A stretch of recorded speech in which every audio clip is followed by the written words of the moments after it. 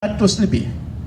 Untuk 7 bulan berturut-turut, dia turun sehingga sekarang ini ke paras yang paling rendah dalam masa setahun, 2.8%. Baik orang PAS lah ni yang duk tengok ni. Ni yang duk tengok ni, yang duk macam-macam. Macam mana nak menjawab ni kan? Dia akan kata, "Alah kau tipulah. Engkau tak beli beras sekarang. Harga beras telah naik." Saudara-saudari tahu tak? Negara kita ni adalah antara negara yang paling banyak mengenakan kawalan harga. Paling banyak dirantau untuk mengawal harga barang-barang terpilih yang merupakan barang ruji untuk rakyat.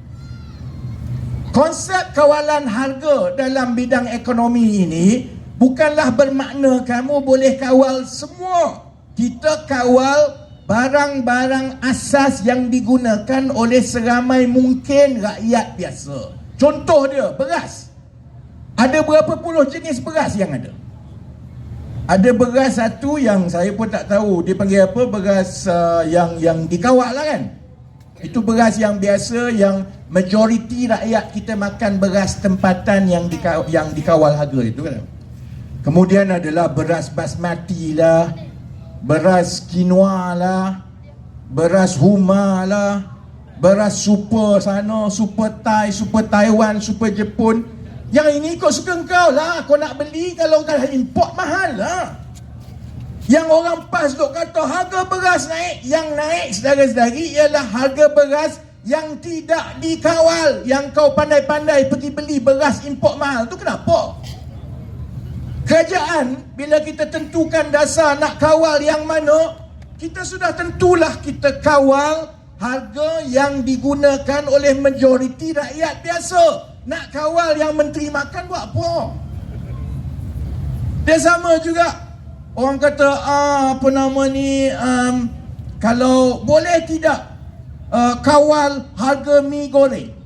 Saudara-saudari pernah fikir tak kenapa kerajaan, mana-mana kerajaan dalam dunia ini tak pernah kawal harga mi goreng, tak pernah kawal harga pizza, tak pernah kawal harga apa ni, ayam penyet, nasi ayam penyet. Kenapa?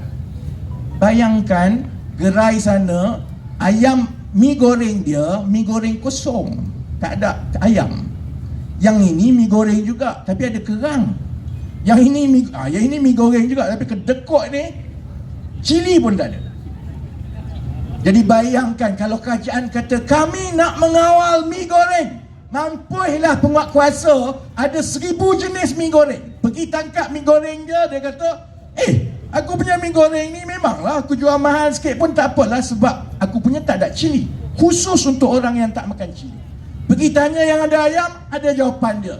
Jadi sebab itu teori dia, bila kita mengawal harga barang, ia mestilah barang umum yang menjadi bahan ruji oleh orang terbanyak untuk memudahkan penguatkuasaan supaya benda itu praktikal. Tidak praktikal untuk mengawal harga nasi lemak.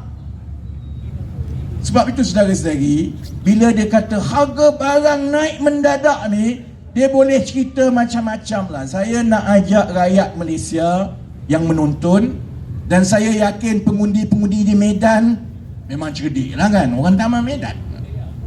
Saudara-saudari, bila kita dihujani dengan segala jenis cerita TikTok ni, saya nak beritahu, gunalah akal, biarlah cerdik sedikit. Orang tanya, kata harga barang naik. Secara ekonominya harga barang ini ditentukan kadar turun naiknya oleh inflasi. Inflasi kita telah turun menjadi terendah untuk masa dalam tempoh 12 bulan. Perbandingannya cukup jelas bila Pakatan Harapan dan Kerajaan Perpaduan ambil alih. Dia tak pernah naik, dia turun tiap-tiap bulan, turun. Bila dibandingkan dengan 33 bulan Perikatan Nasional memerintah, kenaikan harga yang paling mendadak, dan yang itulah yang kita sedang warisi dan tanggung. Harga barang naik semua ni sudah tentu berlaku di antara bulan April dan Ogos 2022, zaman mereka memerintah. Baik. Apa lagi yang dia kata, kita perlu tukar kerajaan kerana negara dah parah, dah berubah sangat ini. Jadi dia ceritalah, tengok ni negara ni, keadaan kita rakyat susah, ekonomi susah, macam susah, mata wang jatuh, segala-galanya dia beritahu. Saya sebut sedikit tentang mata wang nantilah. Tapi kalau nak bandingkan keadaan kedudukan ekonomi dan kewangan negara sebelum Pakatan Harapan dan Kerajaan Perpaduan ambil alih dengan banding dengan zaman dia, saudara-saudara ingat tak dulu? Zaman dia, harga barang naik mendadak sampai dalam 3-4 bulan, kadar inflasi naik 3 kali ganda. Bila orang tanya menteri-menteri bersatu dan PAS, dia jawab apa? Tak ada masalah je, biasalah, harga barang macam ni lah, biasa. Bukan masalah kepada rakyat. Sekarang bila kita berjaya menurunkan, dia kata alah ini tipulah, data tak betul.